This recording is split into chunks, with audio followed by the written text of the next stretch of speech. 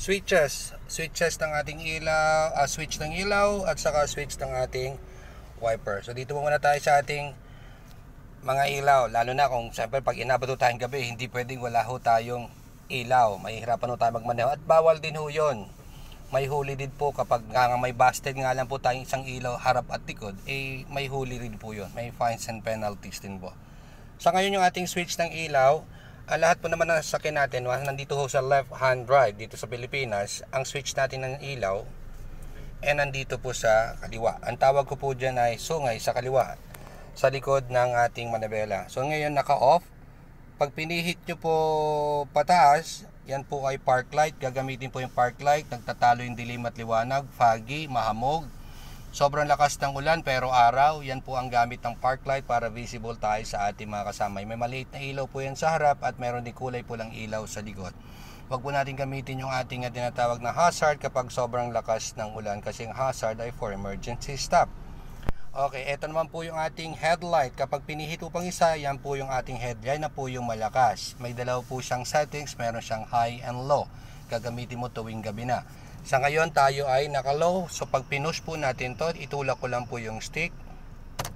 Lalabas po yung blue indicator, ibig tayo po ay naka-high. Kapag pinul ko naman or hinila, mawawala po yung blue, ibig sabihin po ay naka-low. Gagamitin po yung high, push. Kapag sobrang dilim sa highway at walang kasalubong. Kapag may kasalubong, siguraduhin po natin naka-low, hila, kasi nakakasilaw po yan. So yung high, walang kasalubong, sa highway, open highway at sobrang dilim.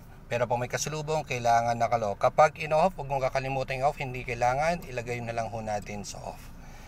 Yan naman po yung ating switch sa kanan. Teka, meron pa. Ito pala yung may arrow left and right. Sorry, nakalimutan. Kapag naman tayo kakanan, meron po tayong signal light. Kapag tinulak natin pataas, ibig sabihin po ay kakanan. So magkakaroon po tayong flashing light na kulay green, ibig sabihin ay kakanan. Pag ibinaba naman ho natin, ibig sabihin tayo po ay kakaliwa. 25 to 30 meters, kailangan may paghahanda kung tayo ay kakanan or kakaliwa. Hindi pwedeng tayo magsisignal ng biglaan kung kailan malapit na sa kanto. So, yung pantama ay 25 to 30 meters. Yan po ay mga tatlong poste na kapag handa ka na ng signal light. Dito naman ho tayo sa right. So, yung switch naman natin sa right, kung tawagin ko yung sungay sa kanan, yan naman po yung ating wiper. Sa wiper naman po, meron ho tayong mist. Pag sinabing mist, parang gusto lang natin punasan o isang palo lang ng wiper blade, itulak ko lang pataas. Tulak pataas, papalo si wiper blade pero titigil din po at hindi na siya uulit. Kung hindi ho natin itutulak ulit, dyan lang naman ho siya papalo para linisin yung ating windshield.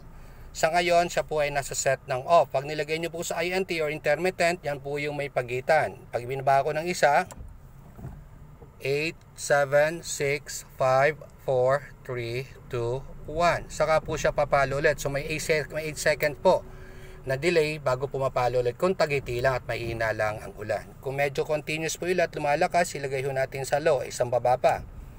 Yan po yung low. So continuous na po siya pero mabagal lang. At kung sobrang lakas ng ulan, binabagyo habang nagmamaneho, ilagay ho natin sa high.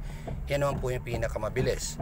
Pag gustong i-off, tulak lang po sa pataas, sagad, titigil po yan kung saan po siya nanggaling. May wiper wash din po yan. Hila lang. Hila, pull. Lalabas po yung tubig na panlinis ng ating windshield. So meron din siyang wiper wash. Nagkataon po ang sasakyan natin ay isang compact or hatchback, meron po siyang wiper sa likod. Ayan po, nakalagay rear. Pero wala po ibang option kundi on and off. Papalo po yung wiper sa likod.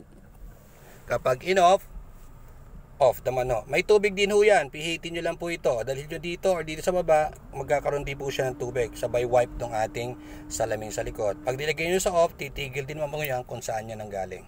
So yun po ating mga common switches pagdating dito sa ating sasakyan.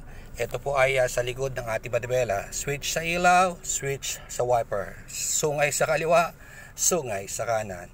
Yan po ay dagdag driving tips and tricks sa ating mga drivers, new drivers, or sa mga dati na pong driver. Drive and keep safe always and mabuhay po tayo.